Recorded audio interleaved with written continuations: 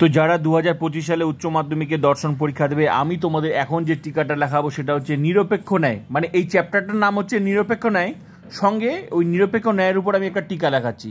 তো যদিও এই টিকাটা তোমাদের আমি নাও লেখাতে পারতাম, কারণ আমি আগেও বলেছি যে এই টিকাটা আমি লিখে দেবো এই জন্য যাতে তোমাদের প্রশ্ন যদি ঘুরিয়ে আসে তাহলে তোমরা কি করবে, ঠিক আছে। তো ওই সুবিধার্থে আমি একটা টিকা লিখেছি, নিরপেক্ষ ন্যায়ের উপর একটা টিকা। তো আজকে ফটাফট এই টিকাটা মুখস্থ করবে, সঙ্গে নিরপেক্ষ ন্যায় থেকে মানে এই চ্যাপ্টার থেকে তোমাদের সমস্ত টিকা কিন্তু কমপ্লিট, মানে এমসিকিউ কমপ্লিট, টিকা কমপ্লিট, এরপরে শুরু হবে লজিক। তো কি কি টিকা কমপ্লিট হচ্ছে আমি তোমাদের বলে দিচ্ছি। এই অধ্যায় থেকে কি কি টিকা আমি তোমাদের লিখে দিয়েছি। নিরপেক্ষ ন্যায় সংস্থান, নিরপেক্ষ ন্যায়ের মূর্তি, চারিপদ গড়ি দোষ, অব্যপ্য হেতু দোষ, অবৈধ সাধ্য দোষ, অবৈধ পক্ষ দোষ, নয়ার্থক আশ্রবাক্যজনিত দোষ, নিরপেক্ষ ন্যায়। ব্যাস এই হচ্ছে কমপ্লিট টিকা। এই টিকাগুলো পড়লে আর তোমাকে কোনো চিন্তাই করতে হবে না, যতই প্রশ্ন ঘুরিয়ে আসুক এর মধ্যে থেকে আসবে একদম 8 মার্ক 100% গ্যারেন্টি।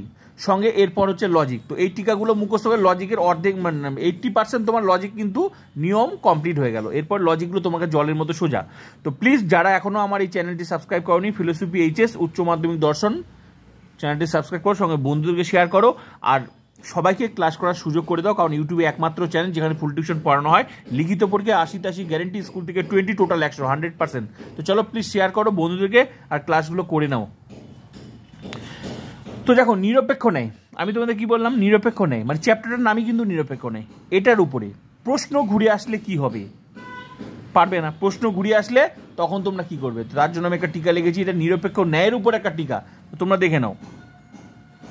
যে অবরোহ মাধ্যম অনুমানে পরস্পর সংযুক্ত দুটি আশ্রবাক্য থেকে বিধিসঙ্গতভাবে সিদ্ধান্ত অনিবার্যভাবে নিঃসৃত হয় সেই অনুমানকে ন্যায় অনুমান বলে। নিরপেক্ষ ন্যায়ের 3টি বচন থাকে, প্রধানাশ্রবাক্য, অপ্রধানাশ্রবাক্য, সিদ্ধান্ত। যেমন প্রধানাশ্রবাক্য সকল মানুষ হয় মননশীল জীব, এ বচন।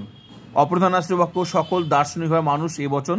সিদ্ধান্ত সকল দার্শনিক হয় মননশীল জীব, এ বচন। এই যে যুক্তিটা, এটাকে এবার ব্যাখ্যা। এখানে যে প্রধান আশ্রয়বাক্য আছে তার অপর নাম সাধ্য আশ্রয়বাক্য, আবার যে অপ্রধান আশ্রয়বাক্য আছে তার অপর নাম পক্ষ আশ্রয়বাক্য। দাঁড়ি প্যারা চেঞ্জ করে, নিরপেক্ষ ন্যায়ের 3টি পদ আছে, সাধ্যপদ, পক্ষপদ, হেতুপদ। প্রত্যেকটি পদ 3টি বচনে 2বার করে ব্যবহৃত হয়। দাঁড়ি সাধ্যপদ সিদ্ধান্তের বিধেয় স্থানে এবং সাধ্য আশ্রয়বাক্যের উদ্দেশ্য অথবা বিধেয় স্থানে থাকে। পক্ষপদ সিদ্ধান্তের উদ্দেশ্য স্থানে ও পক্ষ আশ্রয়বাক্যের উদ্দেশ্য বা বিধেয় স্থানে থাকে। দাঁড়ি হেতুপদ প্রধান আশ্রয়বাক্য এবং অপ্রধান আশ্রয়বাক্যের যে কোনো স্থানে থাকতে পারে, কিন্তু সিদ্ধান্তে হেতুপদ থাকে না। দাঁড়ি যেমন প্রধান আশ্রয়বাক্য সকল মানুষ হয় বুদ্ধিমান, এ বচন। অপ্রধান আশ্রয়বাক্য রাম হয় মানুষ, এ বচন।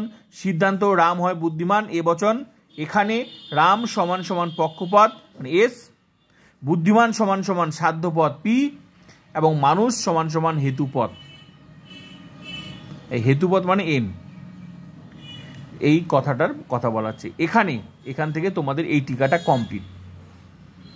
এবার বিষয় হচ্ছে এই যে টিকাটা আমি তোমাদের লেখালাম, এটা কিন্তু লজিকের, এখন আমি যে লজিক করাবো আর আপাতত যে টিকাগুলো লেখালাম, ওই যে টিকাগুলো প্রত্যেকটা টিকার মধ্যে যে কথাগুলো আছে লজিকের যে কথাগুলো সেগুলো এখানে বলা হয়েছে।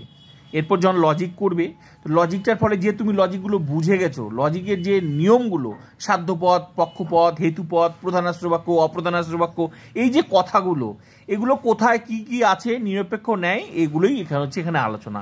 যদিও আমার এটা লেখার দরকার ছিল না, কারণ বেশিরভাগ স্টুডেন্ট কিন্তু প্রবলেমে পড়বে সুন্দর করে সাজায় না দিলে।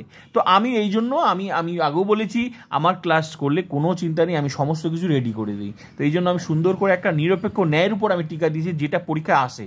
তো ভেরি ইম্পর্টেন্ট, এটা যদি প্রশ্ন ঘুরিয়ে হয় তাহলে তোমার এই টিকাটা আসবে। যদি প্রশ্ন ঘুরিয়ে হয়, কঠিন হয়, তাহলে এই টিকাটা দিয়ে দেবে। আর যদি কঠিন না হয় তো কোনো ব্যাপার না, যেগুলো আমি লিখিয়েছি ওগুলোর মধ্যে থেকেই আসবে। তো বুঝতে পারলাম মোট কথা, যা প্রশ্ন আসবে আমি যা যা লিখে দিয়েছি সেগুলোর মধ্যে থেকেই টিকা 100% কমন। আর এই টিকাটা পড়লে তো কোনো কথাই নেই। এই যে লজিকগুলো কথা, যে সাধ্যপদ, পক্ষপদ, হেতুপদ, এই যে কোথায় কোন স্থানে থাকে, এই যে প্রত্যেকটা আমি সিদ্ধান্ত ন্যায়ের যে একটা উদাহরণ দিতাম, ওই উদাহরণে কোথায় কোন কোন পদ থাকে সেগুলোর এখানে আলোচনা। তো সেগুলো তো লজিকে আলোচনা হয়েছে, কিন্তু যখন সুন্দর করে লিখতে দিবে তোমরা কোথায় কোনটা লিখবে সেটা বুঝতে পারবে না। বুঝো কিন্তু বুঝতে পারবে না কিভাবে সুন্দর করে লিখতে হবে। তো সুন্দর করে আমি লিখে দিয়েছি, এটা লিখলে কোনো চিন্তা নেই। তো যদি প্রশ্ন ঘুরিয়ে আসে নিরপেক্ষ ন্যায়ের উপর, তাহলে তোমাদের এই টিকাটা, যদি প্রশ্ন ঘুরিয়ে আসে কঠিন আসে, তবেই নিরপেক্ষ ন্যায়ের টিকাটা দিবে। বুঝতে পারলাম? তো এই টিকাটা ফটাফট মুখস্থ করে নাও, আর তোমাদের কোনো চিন্তা নেই, আর কোনো চিন্তা নেই। সে এখান থেকে শেষ। মানে তার মানে কি বুঝলে, নিরপেক্ষ ন্যায়ের সংস্থান ভেরি ইম্পর্টেন্ট, নিরপেক্ষ ন্যায়ের মূর্তি ভেরি ইম্পর্টেন্ট, চারিপদ ঘড়িদোষ, অব্যয়, এগুলো হচ্ছে মেন টিকা। যে চারিপদ ঘড়িদোষ, অব্যয় দোষ, অবৈধ সাধাদোষ, অবৈধ পক্ষদোষ, নয়ার্থক আশ্রবাক্য, এই যে একটা দুটা তিনটা চারটা পাঁচটা, এই পাঁচটা হচ্ছে মেইন টিকা। এই যে পাঁচটা, এই পাঁচটা হচ্ছে মেইন টিকা।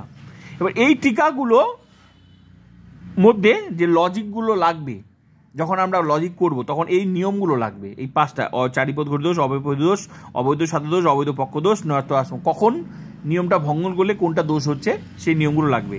এবার নিয়মের মধ্যে তখন ওই লজিক, সংস্থান, মূর্তি, বৈধতা বিচার সব বার করতে পারবে। নিম্নলিখিত যুক্তিগুলিকে আদর্শ আকারে রূপায়ণ, মানে তোমার বলবে যে যৌক্তিক আকার বার করো, মূর্তি বার করো, সংস্থান বড়, বৈধতা বিচার করো।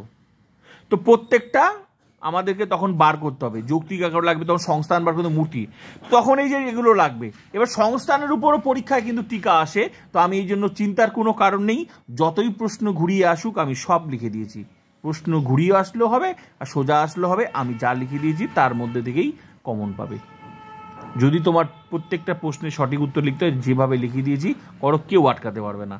তাহলে নিরপেক্ষ ন্যায়ের সংস্থা, নিরপেক্ষ ন্যায়ের মূর্তি, চারিপদ ঘড়িদোষ, অব্যয় দোষ, অবৈধ সাধাদোষ, অবৈধ পক্ষদোষ, নয়ার্থক আশ্রবাক্য দোষ, নিরপেক্ষ ন্যায়, ব্যাস লাস্ট টিকা এটা।